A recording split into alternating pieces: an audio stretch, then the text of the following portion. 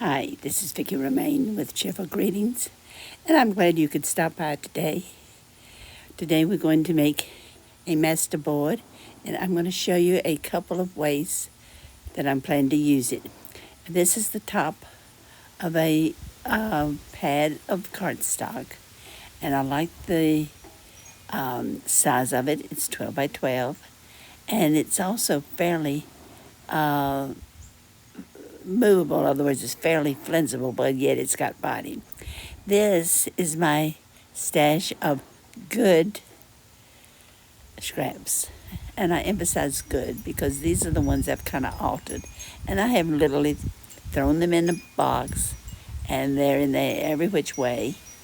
And that's the way I like them, because when I take my sprays or my watercolors or my acrylic paints and I put it on there, spray them on there, I mix it up, and they're all folded every which way, so that way I get the distressed or the coloring on both sides of the cardstock or papers, depending on what I have here.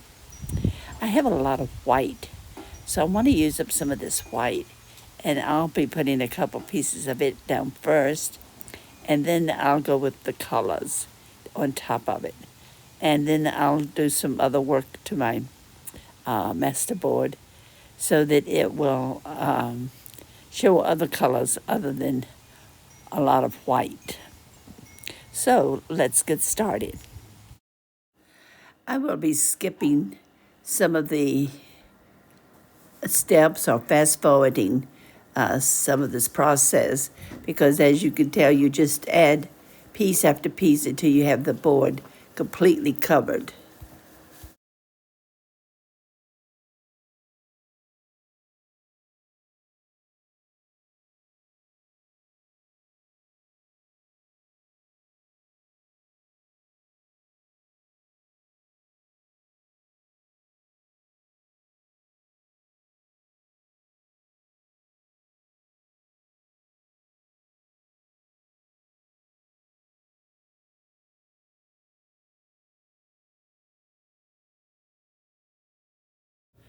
I'm pretty much through now with adding scrap papers to my masterboard. I just have a few places that I want to add one or two items, but on the whole, I'm pretty much finished. Now, a lot of these scraps are pretty large, and I will be doing some more work with them on the next video, the part that I don't use today. But for right now, I'm just dabbing the edges of my pieces that look like they might be out of place or need to be pressed down. And then we'll go to the next step. I have some stencils here that I will be using, and the purpose for these will be to put some patterns on some of the solid papers or some of the papers that do not have a lot of color and design on them.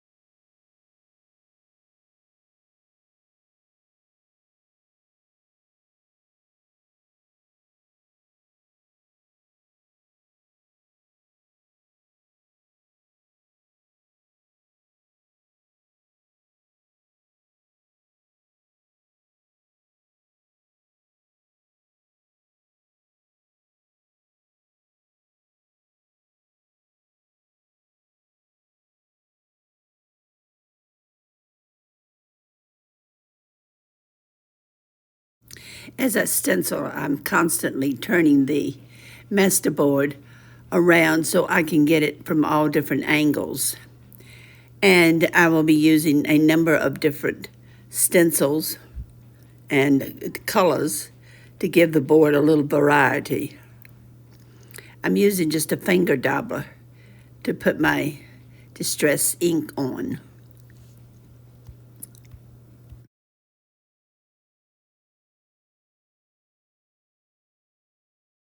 Some of the patterns that I'm using are flowers, and I'm not doing them necessarily the colors that they are found in nature.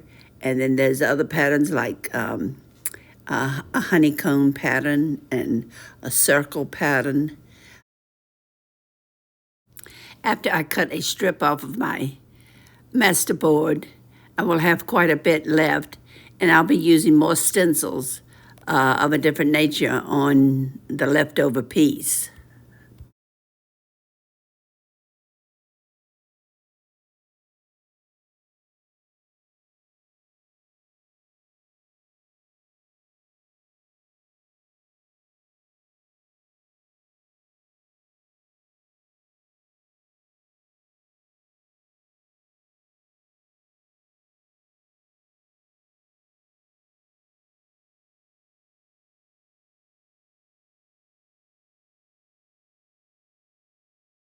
I'm trying to find those spots that have a big area in which there's nothing really showing. So that's why I'm moving my masterboard around, hunting for those spots.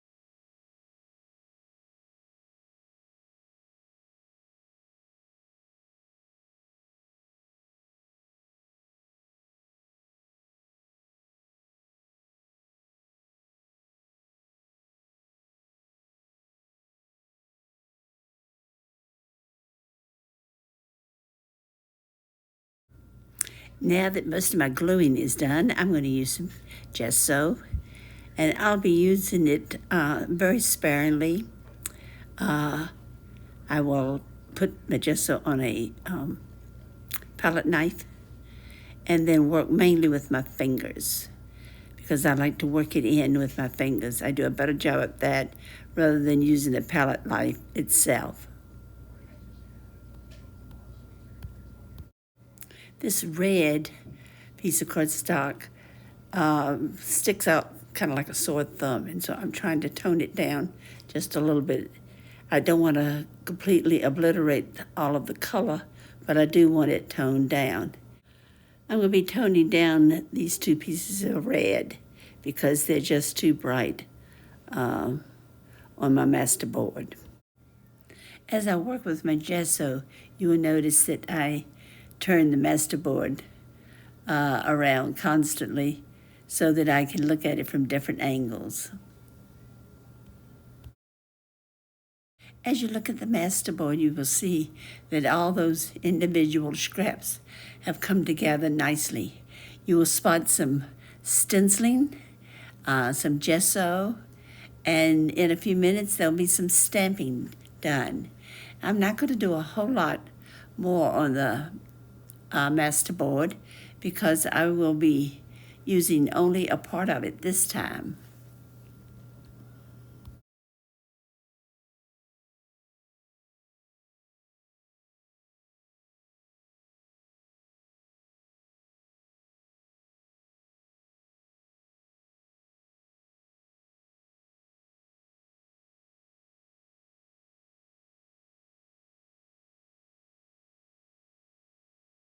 I have an acrylic block here on which I have a couple of stamps that I might be using. The one that I'm using right now is kind of a leaf, a compound leaf, and I'm just putting it in places that need a little more something to it, maybe a blank area that doesn't have any kind of design on it, and I'm stamping in there.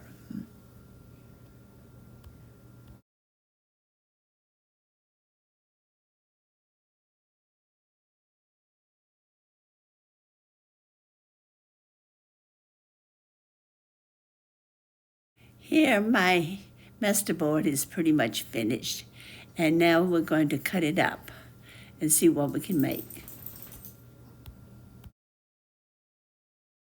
Over to the back side, and I'll be able to see on the back side where to cut. I don't think I want to trust putting it through my cutter. Instead, I'm going to use my ruler and draw me a line and cut down my masterboard with a good pair of scissors.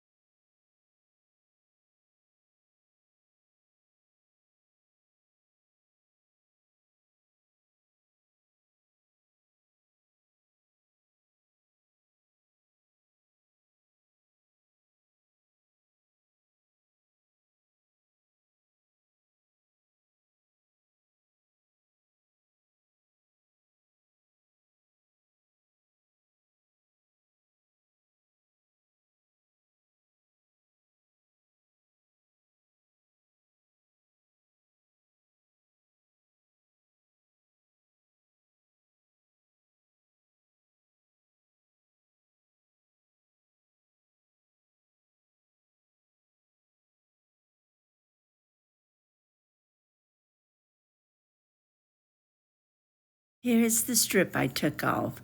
And if you notice, the patterns are real close. So I have the flexibility to now add something on top without obliterating what's underneath.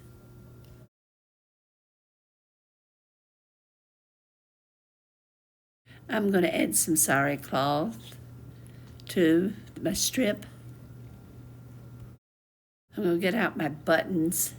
I'll probably add a couple buttons to it also.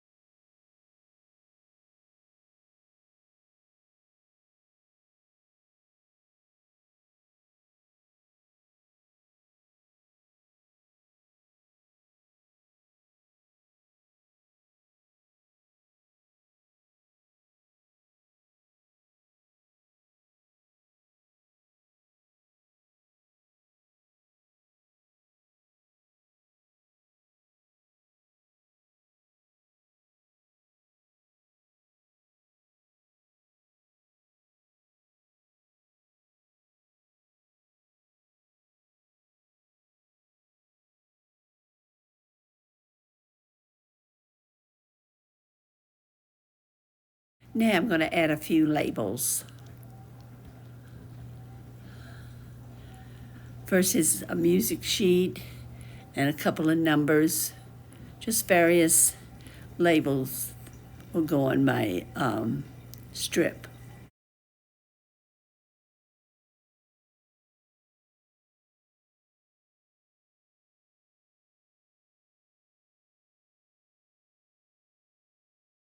I'm going to cut this top piece off of my strip that I cut off the masterboard because I want to make a tab out of it.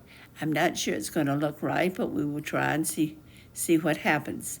But I have this kind of olive green tab that I thought I would put on.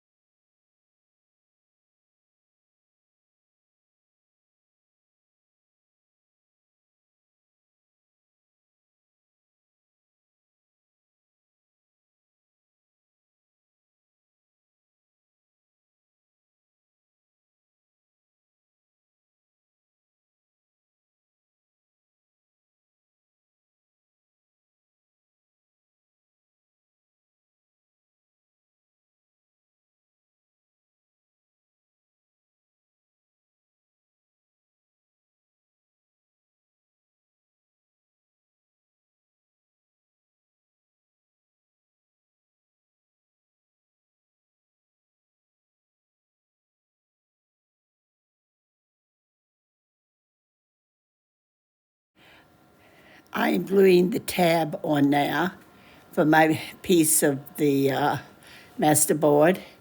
And what I want to do is let this piece stick out from the edge of my journal and let it work as a tab. However, as you will notice on the pictures at the end of my video, that I have removed the tab. After working with it for a while, I decided I really didn't like it as a tab, and I'm going to use it more as a cluster in my journal. I have my Modge Podge here, and I will be coating all three of my pieces with Modge Podge, and this will help protect the tops.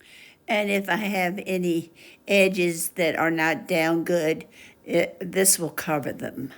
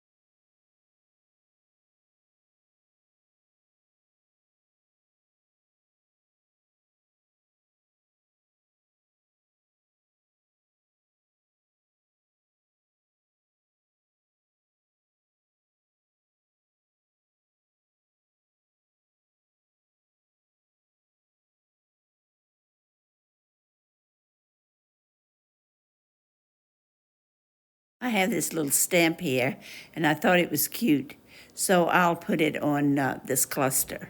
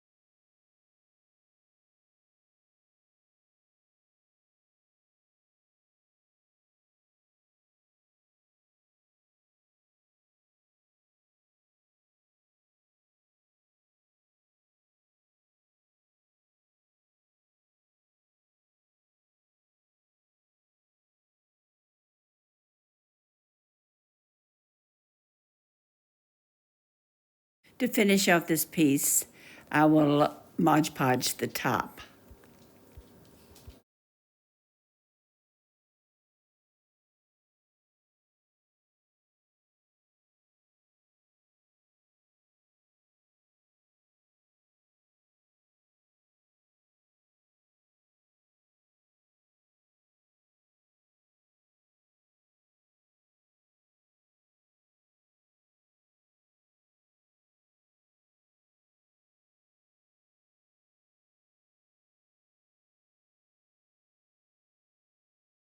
While these two dry, I will work on the third piece.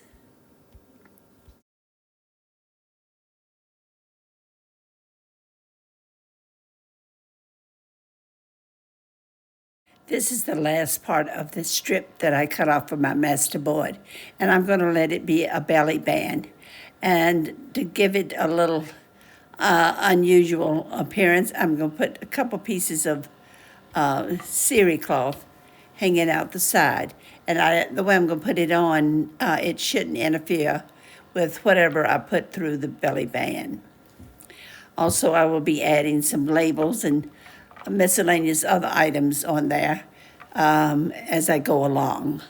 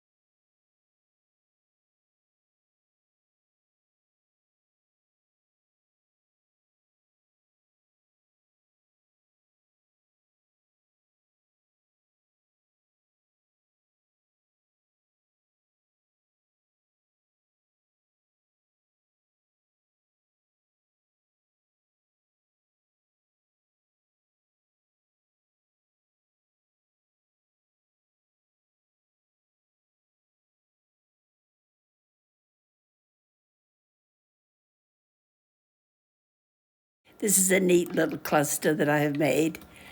It has the stamp on it and a couple of numbers and a little bit of everything on it. This is my belly band. I will be gluing it at the top and at the bottom onto my page, and I'll be able to put some papers through the middle, and the little pieces of ceri cloth sticking out will not interfere with those papers. And out a little ceri cloth, and that will work for that. And then this other piece is the one I originally was going to let be a tab. Instead, I'm going to let it be a, I think like it on the blue, just a cluster. Here's my leftover masterboard and the 3 items I made. The first one is a cluster that started out as a cluster with the little stamp on it and a couple of numbers. The second one, I had planned for it to be a tab, but for my junk journal, but I took the tab part off, and I'll make it a cluster in my journal also. The third is my belly band. It will be glued at the top and the bottom on a page in my junk journal, so it will hold various items through the middle. I hope you enjoyed this tutorial. If you did, please come back and see me. Next time, I will be using the remainder of my masterboard, and I will be doing some more detailed work on it and making a few items from it. In the meantime, please come back and see me, and don't forget to have a great crafting day. And thanks for dropping by today. Bye.